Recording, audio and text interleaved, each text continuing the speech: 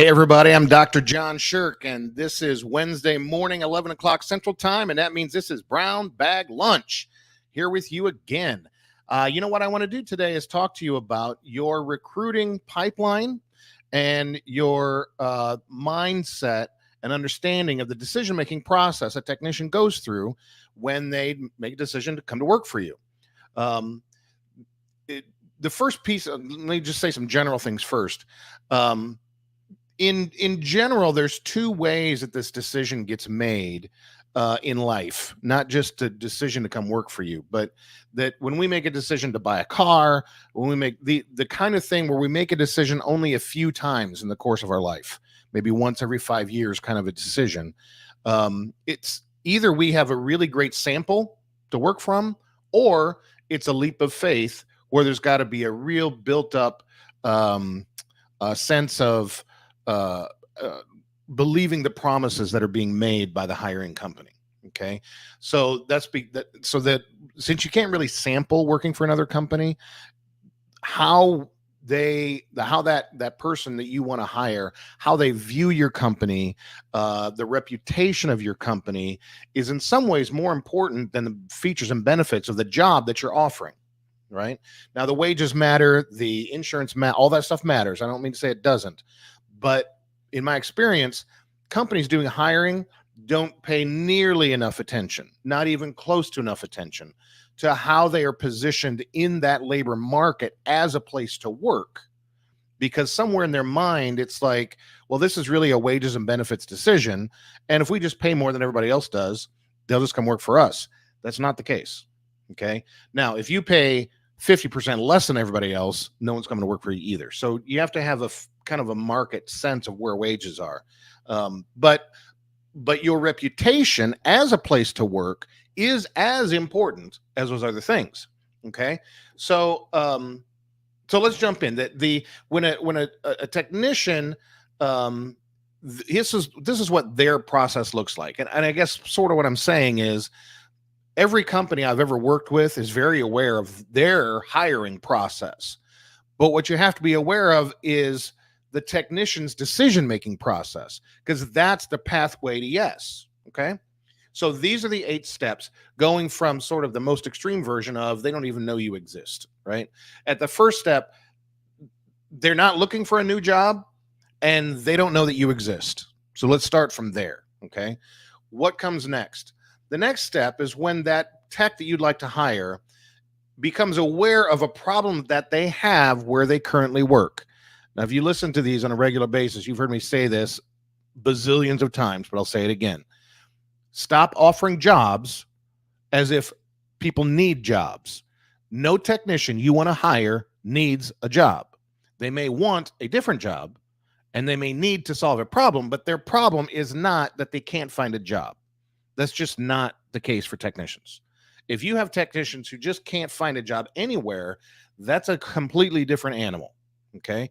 So everybody you want to hire, you should assume they already have a job. And if you're going to solve a problem for them, you have to know what that problem is in their current job that you're going to solve. And that becomes the basis for the whole conversation. What are those problems? You've heard me talk about them before. Short-term resource needs. I can't pay the rent this month. Long-term stability. I don't have to leave. It's not a crisis, but I can't stay here long-term. Relationship issues. Don't like my boss. Don't like my service manager. Dispatcher talks down to me. Relationship issues. No sense of team. 4th, status or opportunities to advance. I don't have anywhere to go here. I've got 20 years left in my career, and I've gone as far as I can in this organization. Or there's just no sense of status in this working for this company. And 5th, the pleasure of expertise. I'm good. I know what I'm doing, and these people won't let me do what I do best every day. Those are the 5 problems, right? You got to get specific into, okay, if you can't pay the rent this month, what's going on? Well, they don't give me 40 hours a week all year. Well, then we do. Now we can compete for your talent, right? So you got to understand the specifics of any of those 5 you're addressing. They become aware of a problem where they currently are. They then become aware of you and how you solve that problem in a way where they are doesn't currently solve their problem. All right. This is the core of the whole thing. Now, when they become aware of how you solve their problem, literally everything else is them figuring out whether you're full of baloney in that solution or that is real, right? So step 4, when they begin to consider you credible, that's step 4, that they begin to consider you credible. And you'll know this is happening because you'll find that on a telephone call, they're willing to give you much more time than you expected. They'll spend a half an hour with you on the phone. And you're thinking, whoa, like, why isn't he trying to get off the phone with me? Because you're now becoming credible. I can tell you, I've done this many times, and it's a very predictable part of the process. When they're willing to talk longer with you, when they're willing to come see you, even if it's not an interview, if they're giving you their time, your solution is becoming credible to them. So that's step 4. Step 5, this is when the prospect starts reviewing your track record. And how do they do that? They talk to other technicians who work for you. They don't tell you they're doing this, but they will. Recently, I was with a group of technicians at a safety meeting doing a talk about some of this stuff. And I said, raise your hand if you didn't tell them, but before you made a decision to come to work here, you called other technicians who work here and said, what's it like to work there? Half the room raised their hand, right? So are you prepared for this hiring company? Do you know that they're going to do that? And have you talked to your technicians and had your technicians, now listen to me, had your technicians tell you what they like about working here? So that's what you're offering to a prospect. So when they ask your technicians, you're all synced up. I mean, the last thing you want is to make a claim of what you offer. They talk to your techs and your techs go, well, that's bullshit. Well, that doesn't help you at all. Right? You can't if that happens, you're not going to hire that guy. So this conversation has to be an ongoing conversation. Recruiting today requires the entire company to be a recruiting machine.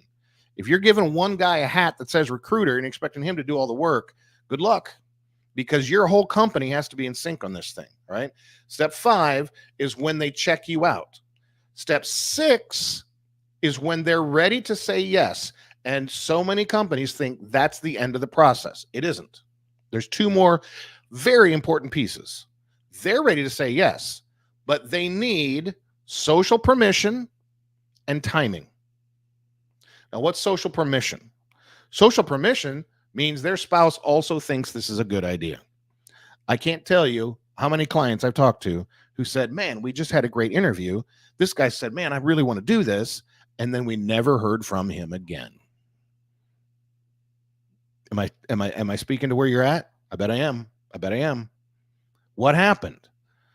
We didn't account for social permission for this decision. Now, why is this relevant?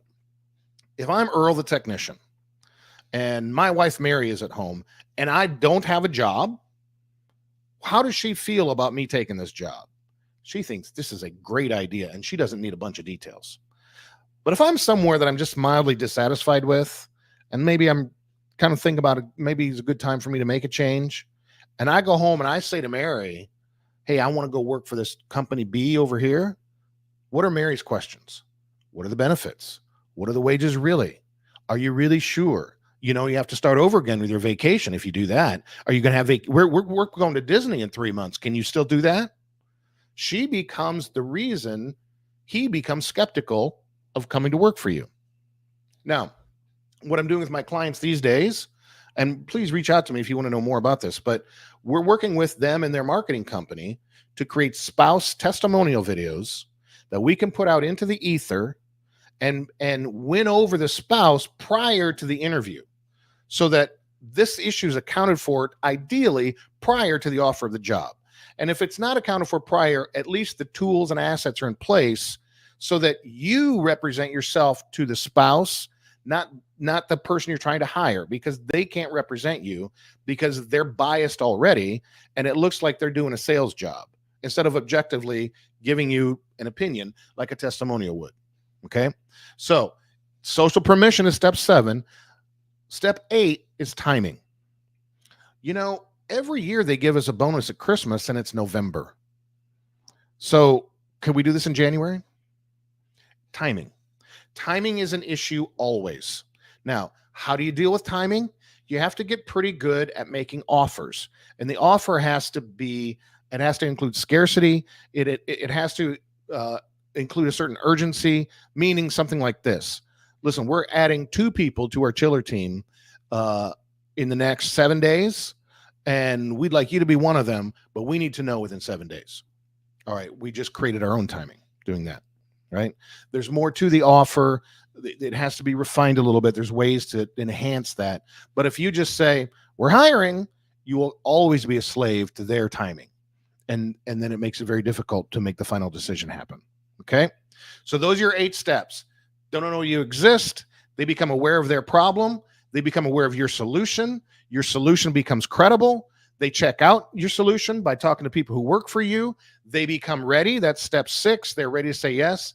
Then social permission, then timing, then you can make a hire. Okay. Now, we do this for you if you're interested in talking to me about it, where we just kind of house the whole thing, kind of concierge the whole service, keep the pipeline in order, and set these appointments for you. But if you don't need us to do that, don't hire us, right?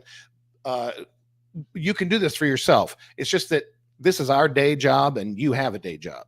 So if people need this help, we are happy to do it.